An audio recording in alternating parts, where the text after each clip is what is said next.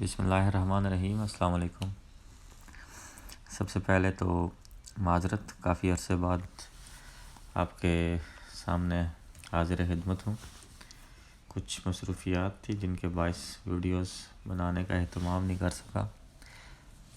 حالات تو ابھی بھی ویسے ہی ہیں، لیکن میں نے سوچا کہ اگر ویڈیو بنانے کا اہتمام نہیں ہو سکتا تو چلیں آڈیو ہی صحیح۔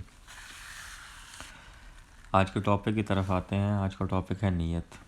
اس سے پہلے کچھ باتیں کرنا چاہوں گا کہ جیسے ہم لوگ اکثر سوچتے ہیں کہ جو باتیں مجھے پتہ ہیں وہ آلموسٹ سب کو ہی پتہ ہوں گی، کیونکہ وہ نارمل سی باتیں ہیں۔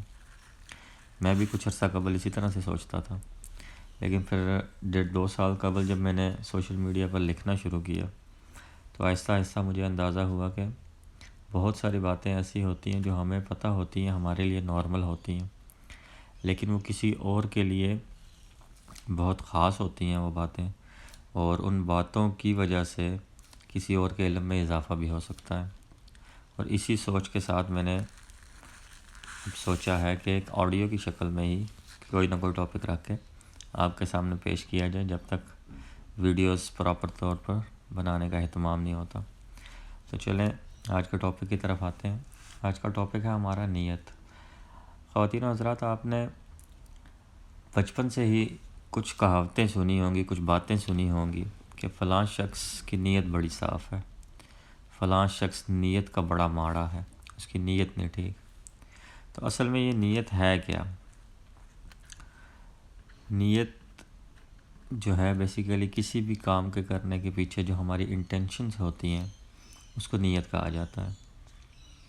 جیسے حدیث مبارک ہے، حدیث مبارک میں نبی پاک صلی اللہ علیہ وسلم کا فرمان عالی شان ہے کہ تمام اعمال کا دار و مدار نیت پر ہے، اور ہر عمل کا نتیجہ ہر انسان کو اس کی نیت کے مطابق ہی ملے گا۔ پس جس کی ہجرت ترک وطن دولت دنیا حاصل کرنے کے لیے ہو یا کسی عورت سے شادی کی غرض ہو، پس اس کی ہجرت انہی چیزوں کے لیے ہوگی جن کے حاصل کرنے کی نیت سے اس نے ہجرت کی ہوگی۔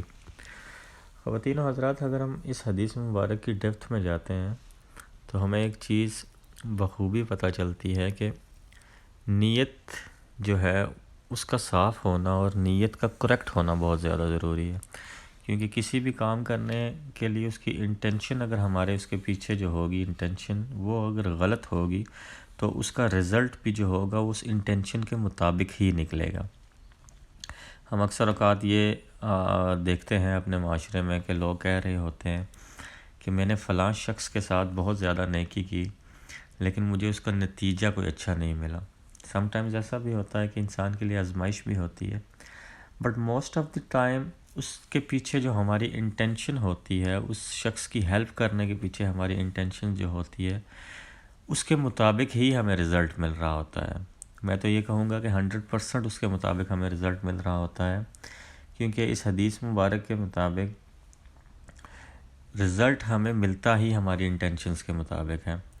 ہمارے جو اعمال ہوتے ہیں ان کے پیچھے جو انٹینشن ہوتی ہے رزلٹ بھی اسی کے مطابق ہمیں ملتا ہے۔ تو ہمیں ہمیشہ کوشش کرنی چاہیے کہ کوئی بھی اگر ہم کام کر رہے ہوں تو اس کے پیچھے ہماری انٹینشن اللہ اور اس کے رسول کی خوشنودی ہونی چاہیے، کیونکہ اللہ اور اس کے رسول کی خوشنودی کی خاطر ہم جو بھی کام کریں گے اس کا رزلٹ ہمیشہ ہی پازیٹیو آئے گا۔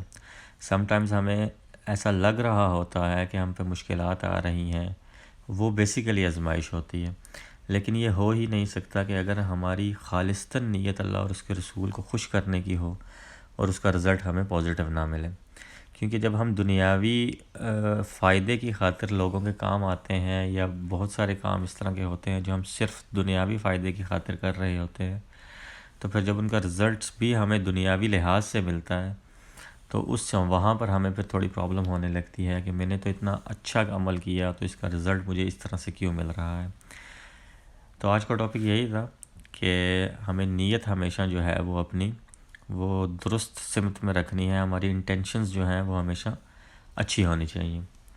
تو اسی کے ساتھ آج کی ویڈیو اختتام پذیر ہوئی۔ اپنا اور اپنے گرد و نواح میں رہنے والے لوگوں کا بہت سارا خیال رکھیے گا۔